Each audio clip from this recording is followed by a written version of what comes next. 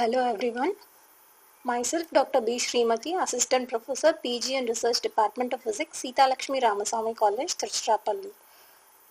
This is a lecture about ultrasonics. What is the sound? First, in order to know what is sound, we should know where does this sound come from. So whenever we do some action, we hear a sound.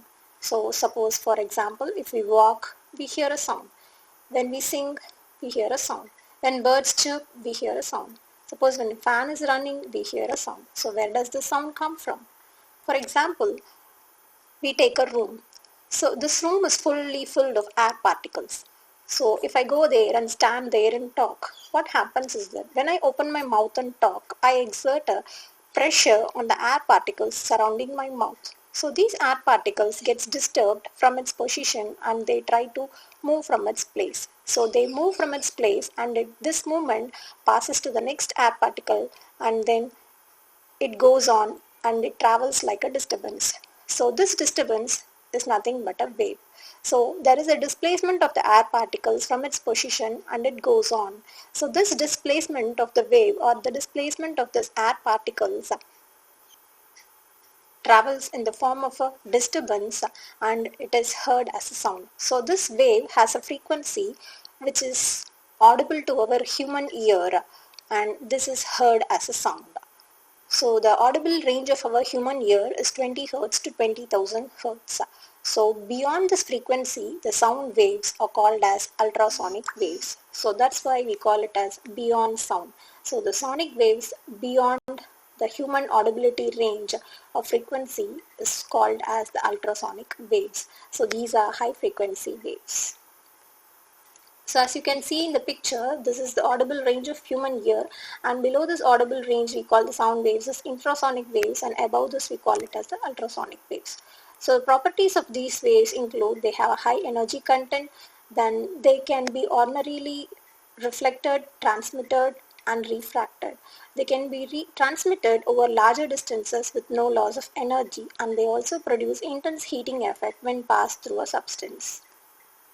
So how these ultrasonic waves are produced?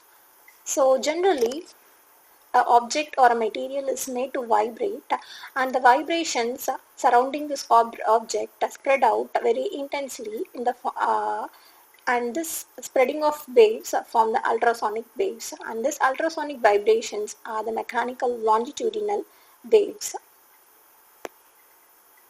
So there are two methods of generation of ultrasonic waves. One is magnetostriction generator. So behind this there is a principle of magnetostriction effect. So what is this magnetostriction effect? So for this we need to have a ferromagnetic rod. A ferromagnetic material, when it is placed in a magnetic field parallel to its length, then the rod experiences a small change in its length. So when the presence of in the magnetic field, the rod experiences an expansion, and when it is absent, again it gets contracted. So alternate expansion and contraction results in the vibration of the rod. So this effect is the general principle behind this magnetostriction generator. So this is a construction of magnetostriction generator. So here we have a ferromagnetic rod that is XY and it is clamped in the middle, and here L1 and L2 are the coils which are wound on the rod. Here L1 is wound on the rod with a variable capacitor C. And this HT is a high tension battery, and this LC circuit forms a resonance circuit, and this can be controlled by the variable capacitor C. The frequency can be controlled by the variable capacitor C, and this will act as the this L2 will act as the feedback loop. So whenever working of this generator, so when you switch on the high tension battery, the electronic circuit gets oscillated, and the frequency of this circuit is given by F is equal to 1 by 2.2 root of L by C. So the alternating current flowing through the coil L1 produces an alternating magnetic field along the length of the rod. So what happens is that due to the magnetostrictive effect, the rod starts vibrating. The frequency of vibration of the rod here is given by F is equal to 1 by 2L into root of Y by rho. So y is the Young's modulus of the rod and rho is the density of the material. So here the capacitance C is adjusted so that the frequency of the oscillator circuit is made to be equal to the natural frequency of the vibrating rod, so that resonance can take place and maximum amplitude of vibrations can be obtained. So this maximum amplitude of vibrations will generate ultrasonic waves along the ends of the rod. Advantages. So the simple design and low production cost are the main advantages of this generator, and also at low frequencies large power output can be obtained. Disadvantages. So frequencies above 3000 kilohertz is difficult to be obtained, and the frequency of oscillations mainly depends on temperature, and then also there are some losses of energy due to hysteresis and eddy current. Next method is the production of ultrasonic waves by piezoelectric generator. So the principle behind this piezoelectric generator is the inverse piezoelectric effect. So whenever we consider a piezoelectric crystal and if we apply a electric voltage to it, what happens is that expansion and contraction takes place alternatively. So alternate expansion contraction results in the vibration of the material. This is the main principle behind this piezoelectric generator. So this is a construction of the generator. So here we have a quartz crystal which is placed in between two parallel metal plates A and B, and this is connected to the primary of the coil L3, and which is inductively coupled to the electronics oscillator.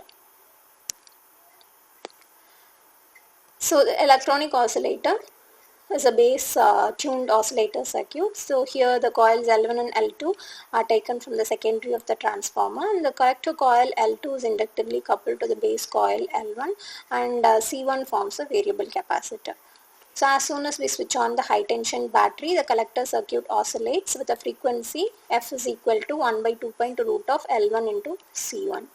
And due to the transformer action, this oscillatory EMF will be fed to the coil L3, and this high frequency alternating voltages will be fed to the parallel metal plates, and this parallel metal plates uh, will give this voltages to the piezoelectric crystal, and this piezoelectric crystal will now experience the inverse piezoelectric effect. So because of the inverse piezoelectric effect, what happens is that alternate expansions and contractions occur here, and as a result of this, crystal start to vibrate. So this vibration goes on higher and higher, and the vibrations of this crystal has a frequency which is given by F is equal to P by 2L into root of Y by rho. So here the frequency of vibration can be adjusted by this variable condenser C1, and it can also be made equal to the natural frequency of the quartz crystal, so that we can get resonance and high frequency ultrasonic waves can be produced by this method. Advantages. So ultrasonic frequencies as high as 500 megahertz can be obtained. The output of this oscillator is very high, and it is not affected by either temperature or humidity. Disadvantages. The cost of piezoelectric quartz crystal is very high, and the cutting and shaping of this quartz crystal are also very complex.